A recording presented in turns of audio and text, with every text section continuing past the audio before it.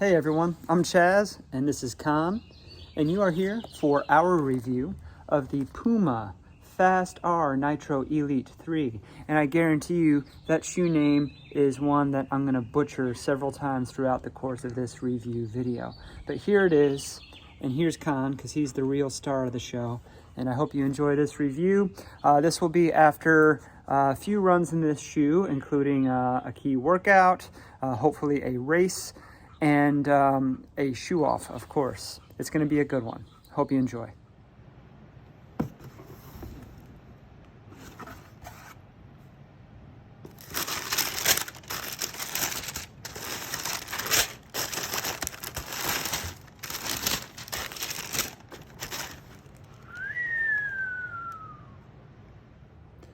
All right, let's look at the specs and features of the Puma FAST-R Nitro 3, which is what I have in my hands here.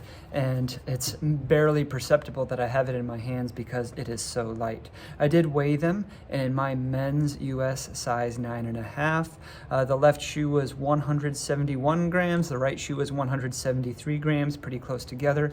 Both of those round to about 6.1 ounces imperial. And most of that is from the midsole, which is an aliphatic TPU, just like in the Deviate Nitro Elite 3, and that is becoming a very talked about midsole compound in Puma's race lines of shoes. The upper, I don't know what to say about the upper. It's almost transparent. It's almost non-existent. The tongue is not gusseted. It's just free floating, and it's extremely thin. This tongue makes a track spike tongue seem hefty by comparison. The laces are pretty standard, pretty rudimentary, but Puma did pack a pair of serrated laces that I could change them out for if I chose to. So good on you, Puma, because that was the one thing I changed about the Deviate Nitro Elite 3. So Puma listened. There is a heel counter. That's really the only rigidity in the upper, is this heel counter that comes up about halfway up the heel. And there's a little bit of faux suede padding there on the heel, so I think it will feel nice. The only thing I think I'm going to need to worry about is the lace pressure over the foot, since there is no padding there. And there's a little bit of structure in the toe bumper there just to keep it off the toes. That's pretty standard for a racing shoe. This aliphatic TPU midsole is 40 millimeters in the heel, 32 millimeters in the forefoot. That's what's reported, at least. It does have this carbon plated outrigger out front to get that extra little bit of leverage there, and a pretty stark heel bevel in the back. And for a mid-foot to forefoot striker like me, that won't be a problem. It certainly will save a lot of weight. Hopefully for heel grazers, heel strikers, it won't be too much of an adjustment. Outsole, Puma grip. Pretty thin and smooth layer of Puma grip on the forefoot. Not that thin though, you can still kind of tell the thickness of that. I think it will last a good while and certainly grip on paved surfaces well. And just two patches of a little bit rougher Puma grip on, or more tacky Puma grip on the heel there, with a nice channel there to save weight.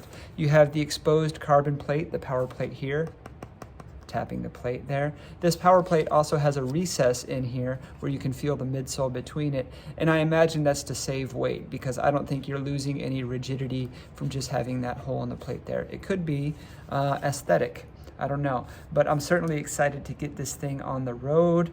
The specs look great, the shoe itself looks great. It came packed more neatly than any other running shoe I've ever received, so they're really trying to put their best foot forward with this shoe. And if the lab tests that people have been releasing are any indication of how this shoe will perform, then I can't wait to try it on some faster stuff this summer, maybe even for longer races in the fall and in this upcoming year. All right, let's get them on the road.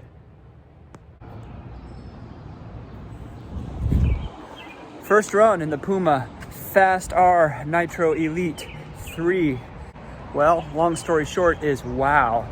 The workout was a 2x10 minute at a threshold effort, so 15K effort with a 2-minute recovery in between those. And then 4x1 minute on, 1 minute off. And that 1 minute on was supposed to be more of a 3K or VO2 max effort. For the 10-minute intervals, I was aiming for 6 flat pace and kind of going by feel. I ended up running 550 pace per mile for the first interval, and then 547 average per mile for the second 10-minute interval, which was really fast, faster than I expected. I tried to go for a couple of minutes during each interval without looking at my watch and going by feel, and I was feeling in the first one like, oh, this is probably a 6:05. Looked down at my watch, it was like 5:40 something, and I said, holy smokes. Well, I didn't say smokes. So even backing off, I was still going faster than I wanted to. It was faster than 10K pace and rather than a 15K pace, but I still felt like it was sustainably hard, like a threshold effort should be. And then going into the 1 minute on, 1 minute off, I was thinking, well, maybe it's good at those threshold paces, but we'll see how it is at the high end paces.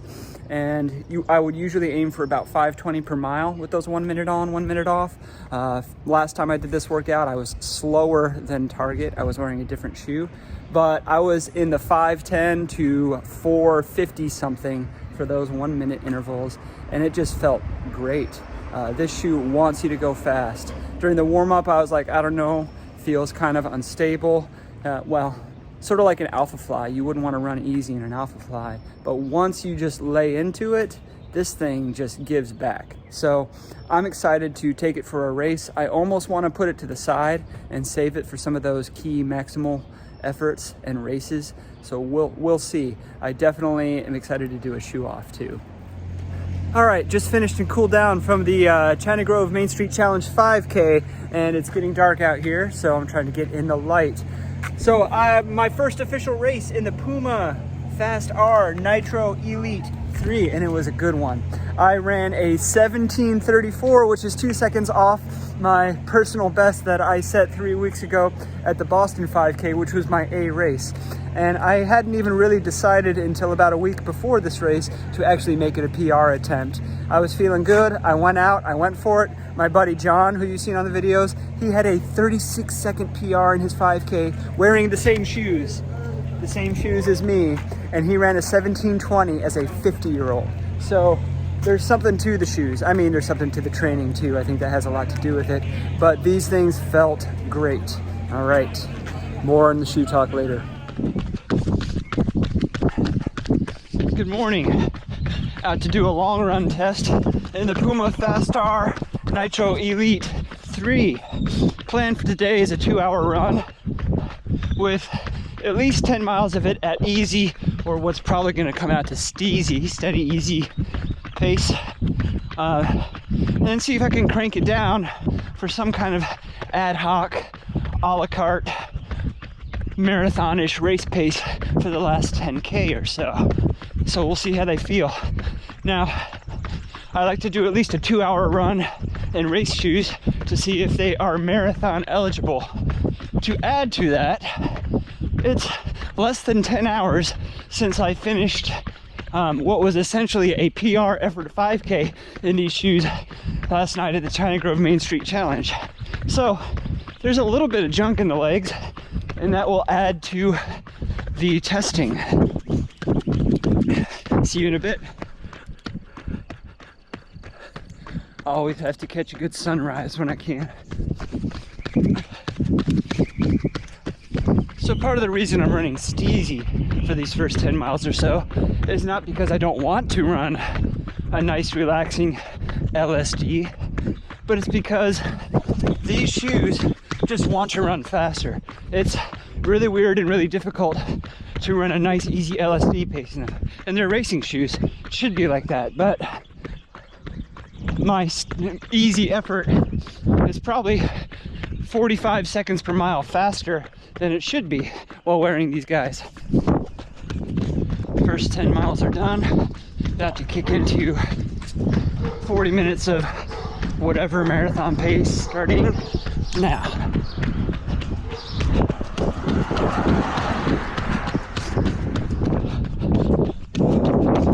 All right, so I'm a little more than 20 minutes in to the pace piece, holding on to low 630s.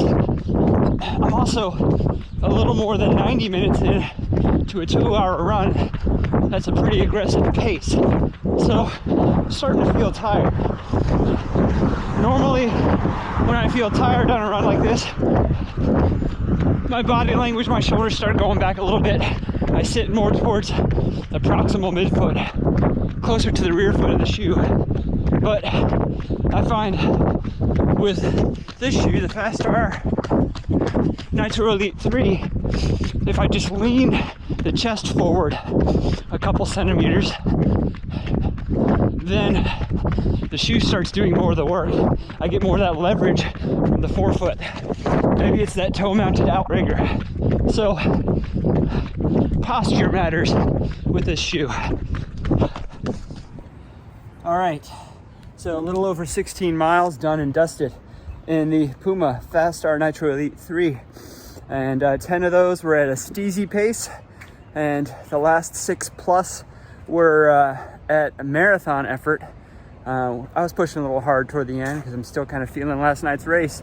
But the marathon part came out to a 6:28 overall average, which is just under a 2:50 marathon. It's about on par with my PR. Nearly 2 hours, actually more like an hour 52 on foot. They passed the long run test.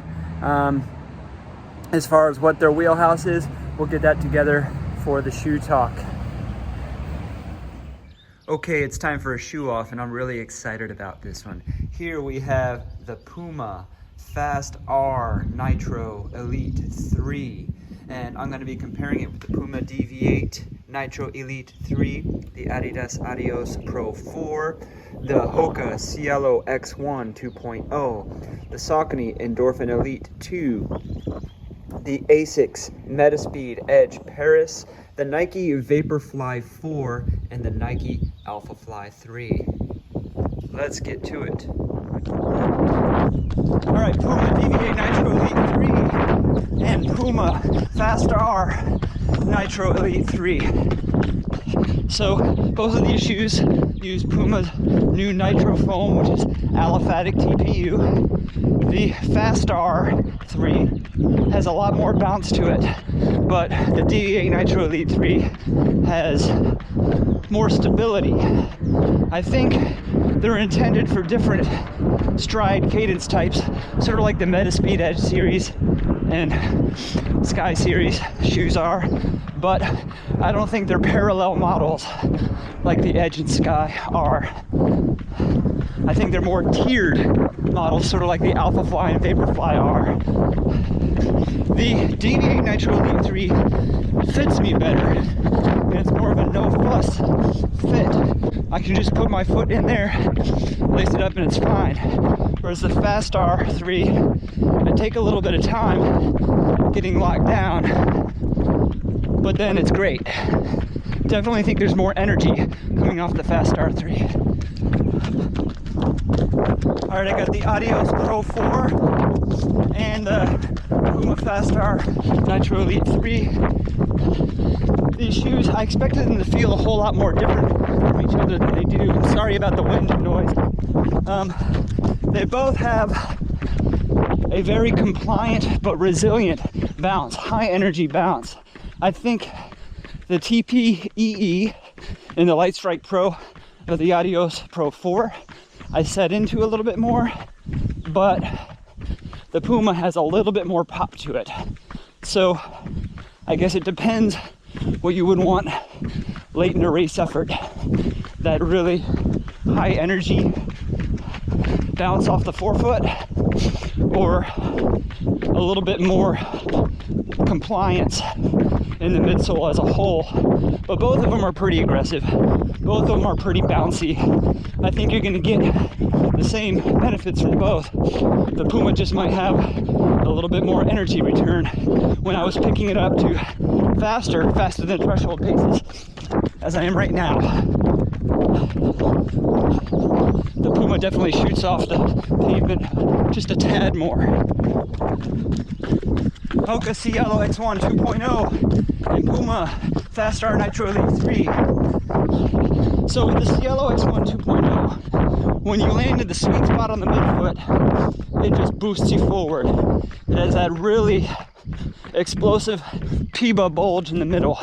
Whereas if you land on the midfoot in the FAST-R Nitro Elite 3, you kind of feel the two decoupled components of the midsole at the same time. And that's not a bad thing, it's a little bit more mechanical. However, when you pick up the pace, you pretty much still got a rocker through the midfoot in the Hoka, whereas if I'm favoring the forefoot in the Puma, then it becomes, let me just do it a little bit. Yeah, then now the Puma becomes the more explosive shoe off that forefoot, that big foamy pad of aliphatic TPU. So use case scenario, they might be for different length races. I don't know yet. Testing still needed. But the Puma will favor faster paces than the Hoka. But they're both fast, fun, and bouncy. All right, I have the Saucony Endorphin Elite 2 and the Puma FAST-R Nitro 3. Yeah, this is the battle of the unstable boys here. Although I think the Puma FAST-R 3 is a little bit more stable. Certainly when walking around. They both get more stable as you pick up the pace, as you speed up. But I think with the Endorphin Elite 2, you have to get into a lot higher of a drive in order to really feel like you're running on something stable. It doesn't really feel stable. It's bouncy as hell and it's fun, but I think at that pace, the stability in the FAST-R Elite 3 might be a little bit superior. That's saying a lot because, like I said, I wouldn't call either a stable shoe. But if you crave softness, if your legs get pounded and you like a softer response that you set into, it's really easy to spoil yourself with the Endorphin Elite 2. I don't know that I would take the Endorphin Elite 2 on any race distance that I wouldn't take the FAST-R Nitro 3 on, but maybe once you get into like the 2.5 to 3 hour race duration. Alright, the FAST-R Nitro Elite 3 and the ASICS Metaspeed Edge Paris. So the Edge Paris is right now my ranking fast boy when it comes to super shoes, especially all-rounders. It's stiffer than the Puma shoe, which I did not expect. It might be because the FAST-R Nitro Elite 3 has that decoupled midsole in the midfoot.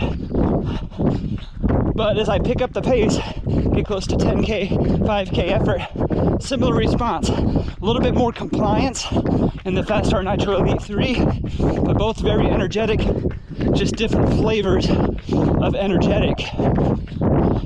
If you're getting to the high-end fast stuff, 5K pace, and you need that stiff response, especially if there are a lot of turns, might stick with the Metaspeed series, at least the Edge Paris. It will be interesting in a few months when the Metaspeed Edge Tokyo and Sky Tokyo with the new ATPU foam combinations come out. They might be more of a peer to the Puma FAST-R Nitro Elite 3. Nike VaporFly 4, Puma FAST-R Nitro Elite 3.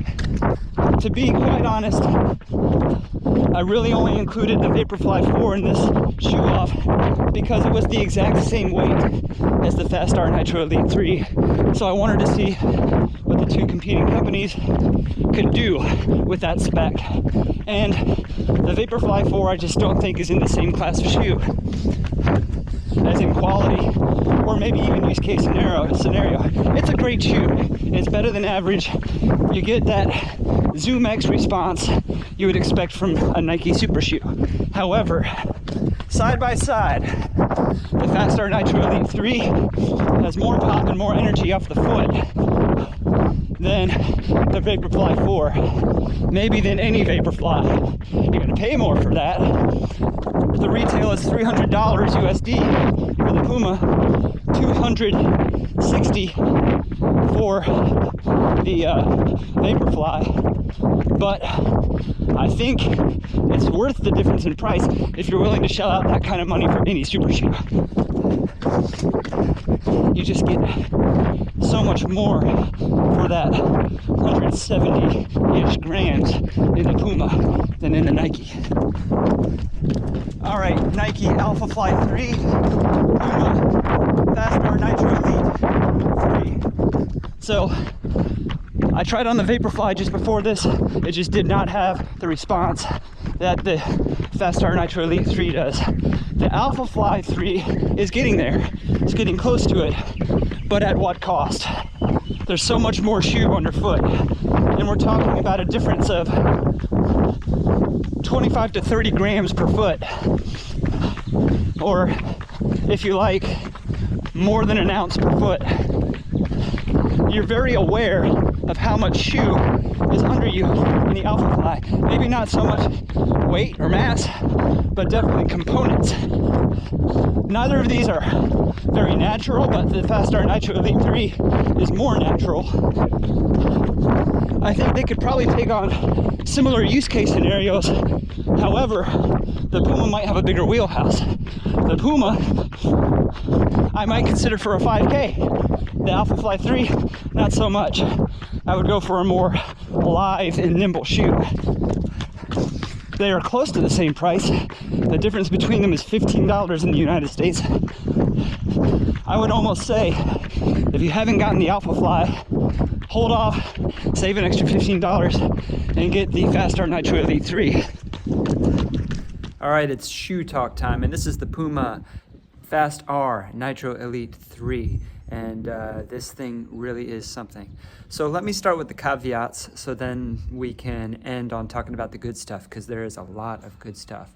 This upper, even though it is ridiculously light and thin, there's not a lot of support to the upper. There's enough support for me, but I mentioned that the tongue is non-gusseted and free floating. It really is kind of paper thin. As long as you can get it to set across the top of your foot correctly, then you'll be okay. There is a minimal bit of padding that I didn't notice after unboxing right there, right across the laces, but it's still something where you will want to be careful when lacing your shoes. I actually kept the original laces on it rather than the serrated laces that they included in the box, because these original laces are a little bit more padded, or at least they're softer, and they haven't had any problem coming untied, so I haven't seen any need to replace them. I did, however, relace to the 7th eyelet. I was having just a little bit of lockdown issues with how it was originally laced in the regular eyelet,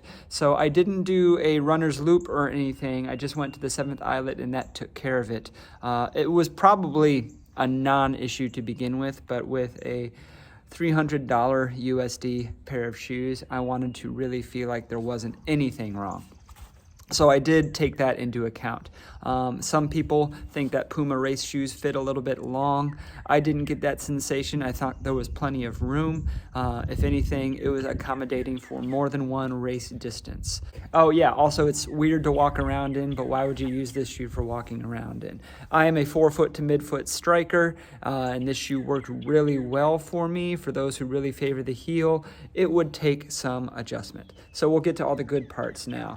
It's incredibly light, and it feels incredibly light, so you can't get around that. It's just you're carrying less on your feet, but it still has all the punch, all the support, and all the bounce of some of the maximum feature racing shoes that are out there. This Nitro Elite foam, this aliphatic TPU, is bouncy, it's resilient, it is compliant, and it's poppy. It's all of the things. I think more so than even in the Deviate Nitro Elite 3. For someone who favors the forefoot, this shoe, I think, would give you more benefit than the Deviate Nitro Elite 3, but both are good. The Puma grip outsole obviously grips really well because it's Puma grip. There's a generous helping of it there. It's a very flat and smooth helping of Puma grip, but it grips the pavement, it grips the tarmac extremely well. This 4-foot outrigger here that extends the Puma grip and extends the carbon plate, when I really lean forward, I can feel the extra little bit of leverage that it affords me, especially when combined with this really resilient midsole. I have found that this shoe has a big wheelhouse. I raced for all intents and purposes, PR level 5K in it, and then was able to do marathon pace in it the next day. I've done some tempo work in it. I've done some VO2 max work in it, and it responds equally well at all of those paces. I don't think I would take it beyond the marathon. Like even for a fast 50K, that might be a little bit too long to have this shoe on foot. I don't think I would want it on my feet longer than 3 hours. And on the other side of the spectrum, I don't think I would take it for a road mile. I think I might take something like the Streakfly 2 for that. But from a 5K to a marathon, it's one of those all-rounders that I think really can do all of it well. So if you think about my 3 tiers of super shoes, there's the short course ones like the Streakfly and like the Miro Nu. There's the all-rounders like the VaporFly, the Metaspeed series. The Endorphin Pros would go in there. And then there's the long course, the marathon racers like the AlphaFly, Cloudboom Strike. I think this one could fit in any or all of those categories. Now you're going to pay for that. It's $300 USD. It's hard to get around that. But I think it's worth it. Honestly, this shoe is probably going to be my favorite racing shoe, and I don't like to say things like this is my favorite racing shoe. I feel like each shoe has its place, but I could almost take the rest of my racing shoes and use them as workout shoes or start selling some of them on the Supwell app. I'll still race in the other ones because I want to save this for those race efforts now. I've got about 30 miles, 50 kilometers on this shoe, and I'm going to put it away for a while until something really special comes up. So that is my shoe review of the Puma FAST-R Nitro Elite 3. I hope you enjoyed it, and I hope you enjoy this shoe if you can get your hands on it or if you can get your feet in it. Don't forget to like, subscribe, ding the bell for notifications, leave a comment down below. I doubt what I'm saying is surprising because everyone is talking about how much they love this shoe, but, you know, call me on the bandwagon. All right, thanks guys. I'll see you on the next run.